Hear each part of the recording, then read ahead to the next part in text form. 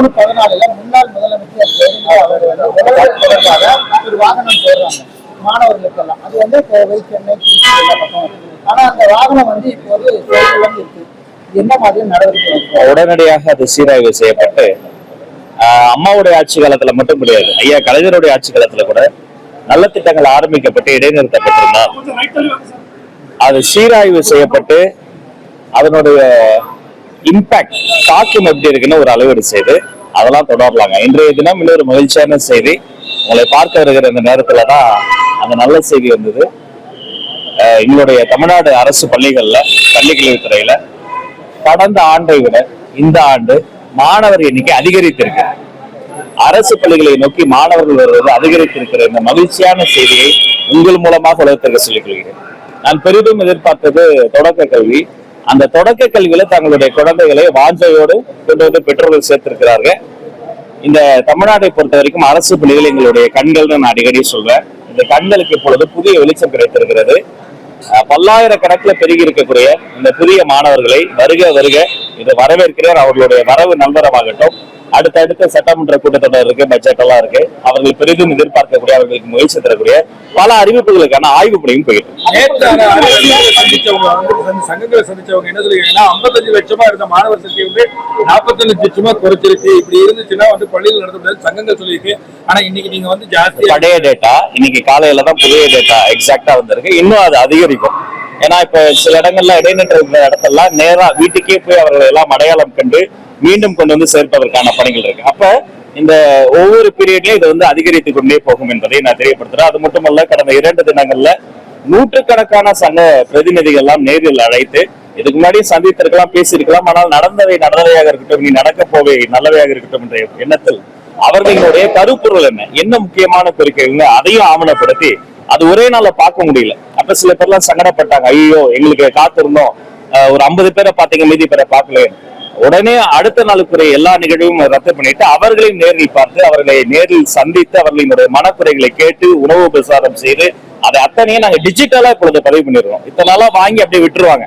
இந்த பக்கம் வாங்கறதுக்கு நேரம் பத்து. ஆனா முதல் முறையா அதை எல்லாமே டிஜிட்டலா ஆவணப்படுத்தி இதன் மீது எடுக்கப்படுற நடவடிக்கை என்ன, அதன் சீராய்வு என்ன, போன வாரத்தை விட இந்த வாரம் என்ன நடவடிக்கை எடுத்தோம், குறைஞ்சது 2 கூட்டம் நடத்தணுமா, பினான்ஸ்ல போய் பேசுறோமா, எது நிதி பிரச்சனை, எது நிர்வாக பிரச்சனை, எது மக்கள் பிரச்சனை, எது மாணவர் பிரச்சனை. 3 விஷயம் முக்கியங்க.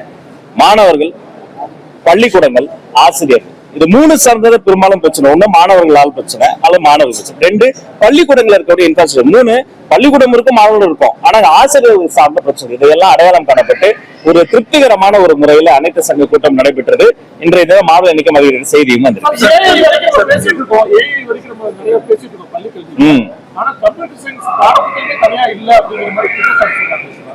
கம்ப்யூட்டர் சயின்ஸை பொறுத்த வரைக்கும் கணினி பயிற்றுனர்களுக்காக பல்வேறு விஷயங்கள் இதற்கு முன்னாடி முன்னெடுத்திருக்கிறாங்க.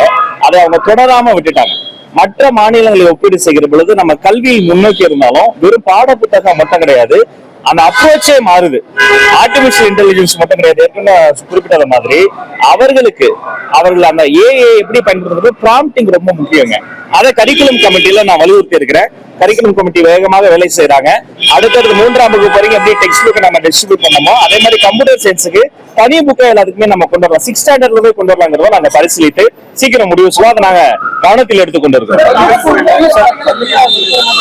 எஸ், நான் இத்தனை முறை சொல்லியும் அவர்களுக்கு இந்த லீக்கேஜ்னு சொல்லப்படுற அந்த லஞ்ச லாவண்யம் ஒழித்து கட்டியும் எல்லாம் முறைப்படி இருந்தாதான் சான்று, நீங்க முறை தவறி எதுக்குமே யாருக்குமே 1 ரூபாய் தர வேண்டாம்னு சொல்லியும் அப்படி பல கோடி ரூபாய் லஞ்சம் வாங்குவதற்கு உறுதுணையாக இருந்த திமுகவினுடைய மாநில பதவியில் இருந்த இடைத்தரகர்கள் எல்லாம் கைது செய்தோம். இனி 1 ரூபாய் கூட யாரும் லஞ்சம் தராதீங்கன்னு சொல்லியும் அதற்கு பதிலாக ஃபீஸை டிரான்ஸ்பரண்டா போடுங்கன்னு சொல்லியும் நிறைய இடங்கள்ல இருந்து அப்படி செயலன்ற தகவல் வந்தது.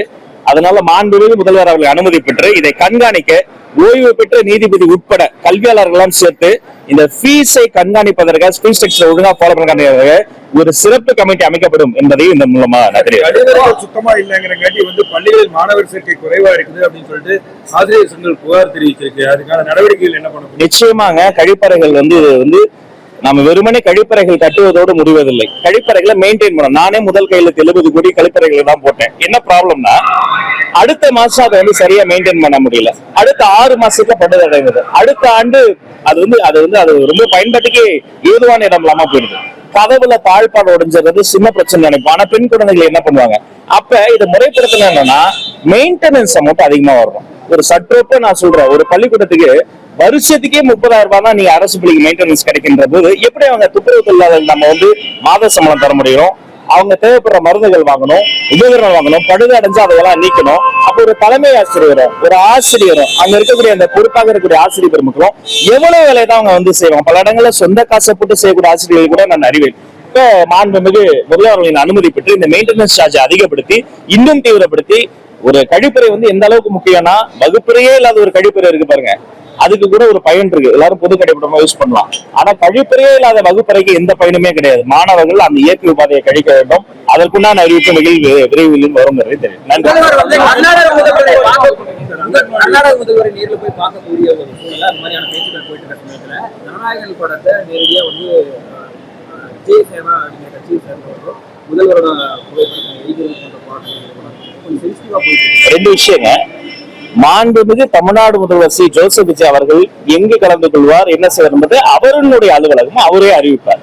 வேறு யாரும் சொல்வதும் உறுதி செய்த தகவல் கிடையாது. உறுதி செய்யாத ஸ்பெகுலேஷன் குறித்து நம்ம கருத்து சொல்லணும். ரெண்டாவது, இது இரு மாநில சம்பந்தப்பட்ட ஒரு சென்சிட்டிவான ப்ராப்ளம்.